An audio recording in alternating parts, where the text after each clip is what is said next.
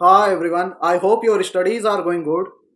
Throughout my UPSC journey, one thing which I have learnt is that you don't clear UPSC exam with more notes, you clear them with quality notes.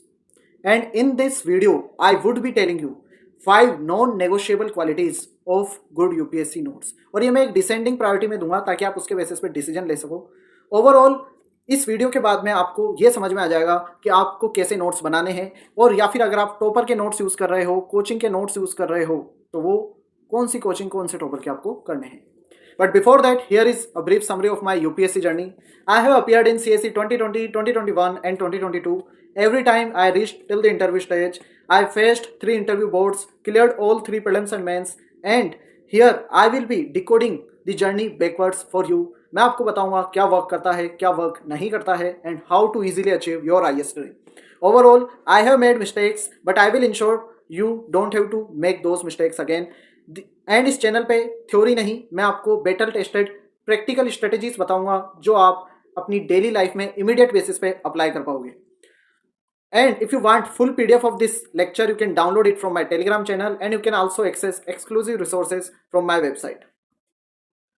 Now first quality जो आती है वो है आपकी कि आपके जो question हैं they should come from your notes.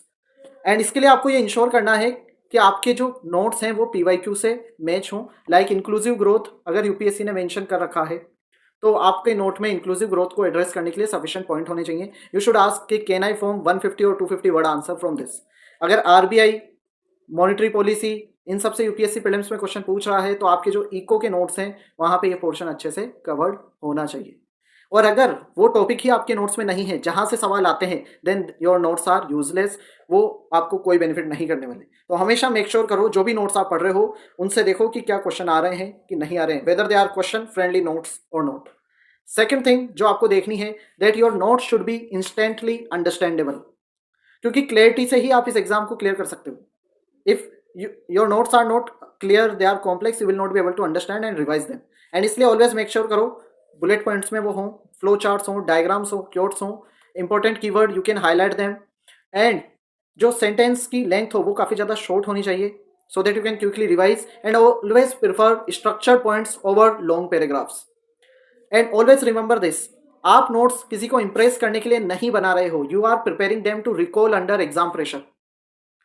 तो नोट्स उसी हिसाब से बनाने हैं. और अगर टॉपर नोट्स फॉलो कर रहे हो, कोचिंग नोट्स फॉलो कर रहे हो, नो इश्यूज, बट उनमें ये क्वालिटीज होनी चाहिए. इसके बाद में बात करते हैं नोट्स मस्ट बी रिवाइजेबल. आपके नोट्स रिवाइजेबल होने चाहिए, यानी कि हर एक टॉपिक को कवर करने में आपको लेस देन 20 मिनट्स लगने चाहिए, क्योंकि नोट्स की मदद से ही आप एंड में रिवीजन में अपना टाइम बचा पाओगे, specially in last 15 days before the exam.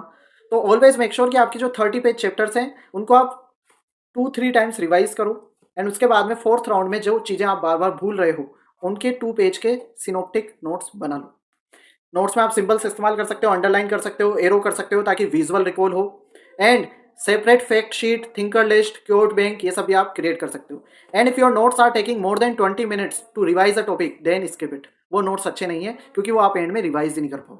ये एक बहुत इंपॉर्टेंट पॉइंट है. इसके बाद में फोर्थ पॉइंट है smart taking. This would be very helpful for you.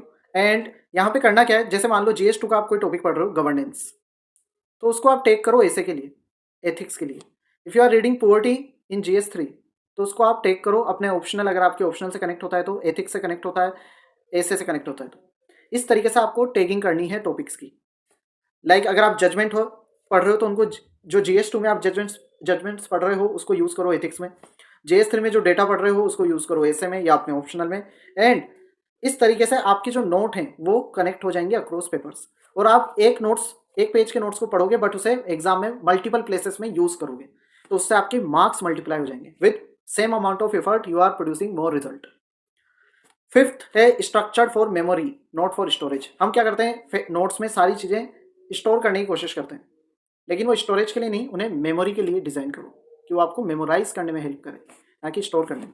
और इसके लिए आप डायग्राम, फ्लो चार्ट यूज़ कर सकते हो, विजुअल रिप्रेजेंटेशन, मिनोमिक्स यूज़ कर सकते हो, स्मार्ट गवर्नेंस, इस तरीके के वैल्यू बॉक्सेस आप बना सकते हो. एंड कोशिश करो हर एक पेज पे एक विजुअल रिकॉल पॉइंट हो ताकि आप इजीली रिकॉल कर सको, चाहे वो मिनोमिक्स हो या फिर कोई डायग्राम हो या कोई फ्लो चार्ट हो. That would be very helpful for you. Overall quick recap लेते हैं. पहली एंड फॉरमोस्ट क्वालिटी है कि वहाँ से क्वेश्चन आने चाहिए. अगर वहाँ से क्वेश्चन ही नहीं आ रहे या आप उन क्वेश्चंस का आंसर ही नहीं कर पा रहे, then those notes are useless. Secondly, they should be understandable, they should be revisable, they should have cross linking utility across GS, essay, interview and your optional, and finally they should be memory friendly. Final thought is, आपको कभी भी अपनी progress number of pages return से नहीं करनी है. आपको हमेशा ये देखना है कि कितने number of answers you can generate from those pages. ये माइंडसेट शिफ्ट है, but this would be very helpful for you. And अगर आप इस तरीके से नोट्स बनाओगे ऑलवेज, तो आप अच्छे से रिकॉल कर पाओगे, रिवाइज कर पाओगे और पेपर में रिप्रोड्यूस कर पाओगे.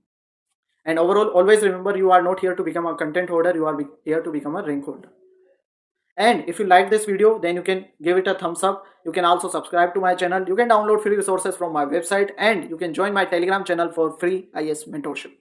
All the best for your journey.